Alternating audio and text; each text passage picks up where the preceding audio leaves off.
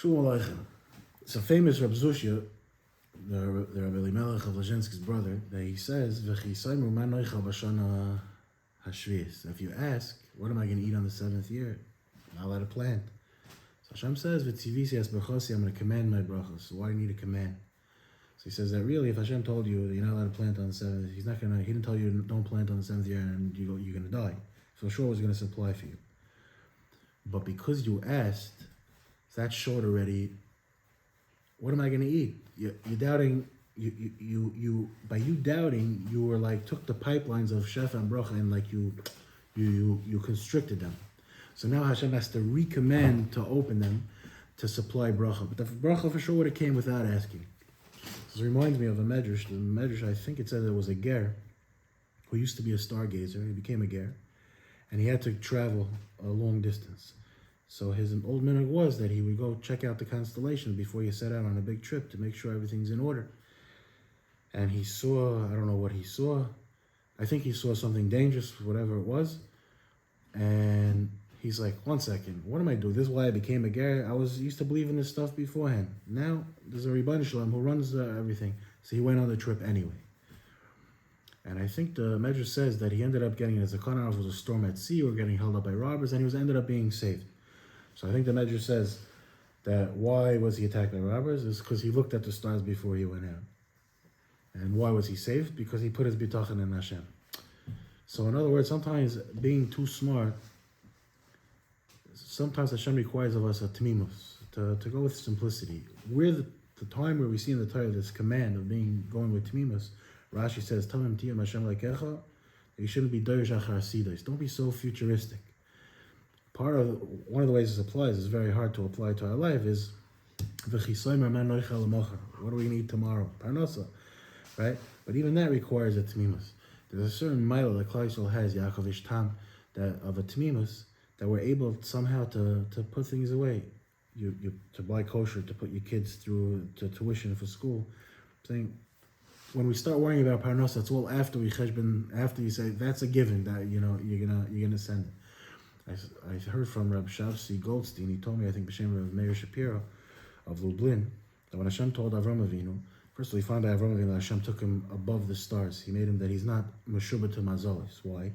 So it could be because he had this tmimus. Because when Hashem told him, I'm going to make from you a nation, he said, look up at the stars and count them. Could you count them? That's how your children are going to be, as numerous as them. So the Sfarim say, why did he have to tell him to count the stars? He could have said, look up, can you count the stars? No, that's how much your children will be. So the answer is that when he told Aram, come out and count the stars, Aram started counting 1, 2, 3. Hashem stopped him and said, can you count the stars? No. That's the way your children are going to be. If I'm going to tell them something, even if it's going to seem impossible, but I said it, they're going to do it. That's it. It's tmimus. So I saw from the Yatzev Avram, he says a very interesting thing. In the Klolos, one of the klolos is chas v'shalom. It says "Ufakadti aleichem behola." Hashem says, "I'm gonna put on them behola." Behola, I don't know how we translate it. Panic. Rashi, the next pasuk, in pasuk Yud Zayin, he says "Zum makas moison." It's not clear exactly what that is, but it sounds like something that most people die from, and that's why when anyone gets afflicted with the beginning symptoms of it, they start panicking. So the Yatzev Avram says moison is Rosh Tevis v'chisoymu man noichal. The behola, the big panic that gets everyone up in a frenzy, that could try to ruin somebody's tmimus, is this question: What am I going to eat tomorrow? I think there's a Gemara at the end of Saita that says, if someone has food for today, he says, what are we going to eat tomorrow? Is he hareza mektane amona? He's considered lacking in emuna. That's what one of the farms say, that people say that he's lacking in the Pashup Pshat in the Gemara is he's lacking in emuna because he's worried about tomorrow. I saw a pshat, it says that he's lacking in emunah because he thinks he has for today. He doesn't say everything he needs. Someone went to the Chazon Ish and he asked him a question. So the Chazon Ish said, Rebbe, have emunah.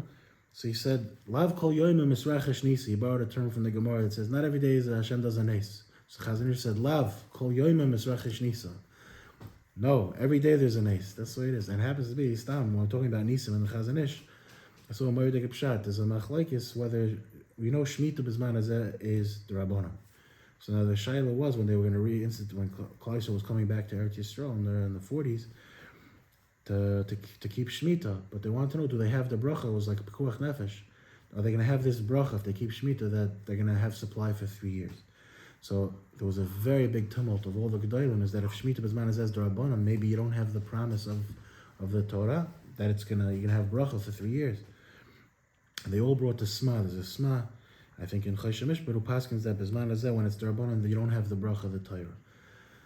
But now Lamaisa, every day, every Shemitah year, there's stories coming out from Kaimamias. There was a famous one, whatever, and there was locusts that attacked everyone that didn't eat. They didn't touch the fields of the people that did keep Shemitah. So Rabbi Aryeh Siegel says, how could this be? Where are all these nisim coming from? Obviously, this bracha, even if it's D'Rabbanan. So Rabbi Aryeh Siegel says, yeah, because if you look in the Chazon Ish and Hilchos Shvius, he argues on the Sma. It's from the koyach of the psak of the Chazon Ish, who paskins that the bracha applies even if Shemitah is D'Rabbanan. That's where the bracha is coming from. That Hashem is mekayim with the words of the Chachamim. And like it says so many times in Parashat Behar-Bechukotai, levetach means bitachon, and it means security. A person feels secure when he's in Hashem's arms. Shabbos.